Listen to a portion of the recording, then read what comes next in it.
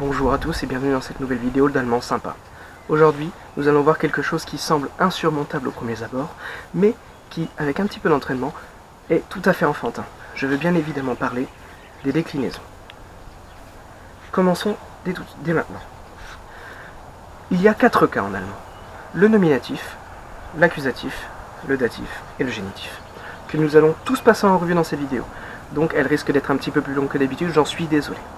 Mais pour l'instant, dans cette vidéo, nous n'aborderons uniquement que la déclinaison des noms. Pour les adjectifs, nous verrons ça dans une autre. Ne vous inquiétez pas. Alors, pour le nominatif, on pourrait l'apparenter au mot brut. Donc vraiment, quand l'article der, die, das ne change absolument pas. Der Mann pour l'homme, die Frau pour la femme et das Kind pour l'enfant. Aucun changement. Donc ça, après, c'est du par cœur. Je suis désolé, mais il n'a pas le choix. Il faut vraiment connaître les cas des noms que vous utilisez. Sinon, vous ne pourrez pas utiliser les déclinaisons comme il se doit. Ensuite, passons directement à l'accusatif. L'accusatif s'apparenterait, entre guillemets, au COD français. On appelle ça plus communément en allemand un objet à l'accusatif, parce qu'il existe des verbes en français et en allemand qu'on appelle tous deux des verbes transitifs qui demandent un complément d'objet direct derrière. Mais, dans certains cas, le verbe qui demande un complément à l'accusatif en allemand n'est pas forcément la même chose en français, et inversement. On peut très bien avoir un verbe qui demande un COD en français et un qui demande un COI en allemand. Oui, encore une fois, c'est du par cœur, je suis désolé. Par exemple, nous allons utiliser le verbe sehen, qui lui demande un objet à l'accusatif. Par exemple, pour der Mann, nous allons tout simplement utiliser der, et nous allons le décliner à l'accusatif singulier, masculin, évidemment. Et der, à l'accusatif masculin singulier, donne den, D-E-N.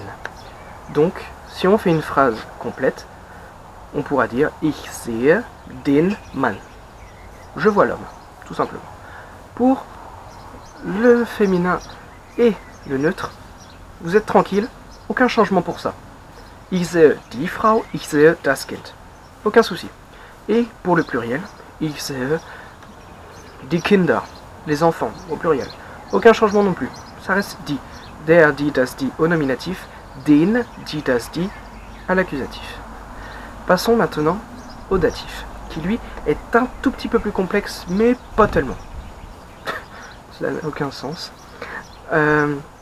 Pour le datif, nous allons, bien évidemment, comme l'histoire précédente, avec les verbes qui demandent un objet à l'accusatif et un objet qui demande un objet au datif, cette fois-ci, en allemand, l'objet qui sera demandé sera un objet au datif. Donc, voilà. Par exemple, utilisons le verbe begegnen, qui signifie rencontrer de manière fortuite, ou tout simplement rencontrer sans que ça soit prévu. Begegnen. Donc, ich begegne dem Mann, D-E-M, pour le datif singulier masculin. Tout simplement. Pour die Frau, ich begegne der Frau. Donc, aucun souci. C'est vrai qu'il ressemble énormément au nominatif masculin, mais à ce moment-là, c'est encore du par cœur, il faut vraiment connaître le nom. Du moins, il faut connaître le cas des noms que vous utilisez dans vos phrases. Sinon, vous risquez de ne pas l'utiliser correctement. Donc, ich begegne der Frau. Jusque-là, pas vraiment de difficulté. Et, petite simplicité, on va dire, c'est que le datif masculin et le datif neutre se déclinent de la même manière. Donc on aura autant ich sehe dem Mann que ich sehe dem... pardon, pas sehe, ich begegne dem Mann et ich begegne dem Kind. Aucun souci là-dessus. Maintenant, passons au pluriel. Le datif pluriel a quelque chose que les autres cas n'ont pas.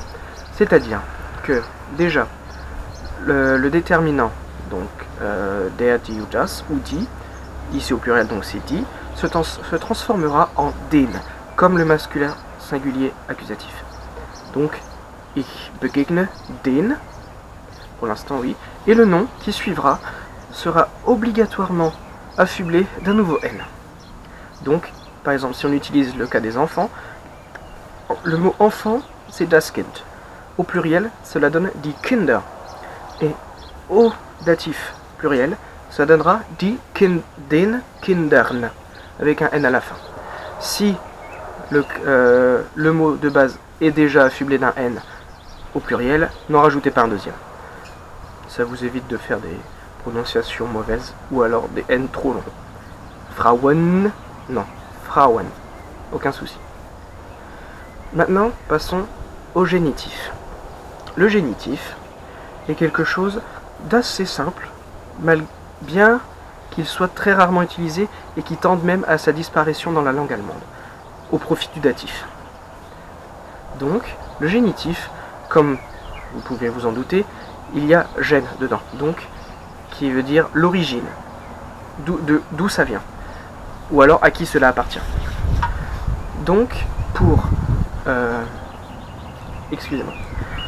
pour le masculin, on aura, et le neutre, on aura tout simplement à ajouter ES à la fin du nom, pour le singulier.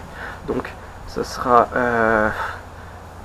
des Mannes, pour der Mann. Ça donnera der Frau, encore une fois, comme au datif. Et ça donnera des Kindes, ou des Kinds, et Kindes est beaucoup plus facile à prononcer, au génitif neutre. Quant au pluriel, là, tout simplement, on reste à der. Der Kinder. Tout simplement. Voilà. J'espère que cette vidéo vous a plu, qu'elle n'a pas été trop rapide. Si c'est le cas, n'hésitez pas à mettre pause et à remettre, à rembobiner un peu la vidéo pour bien comprendre comment cela fonctionne.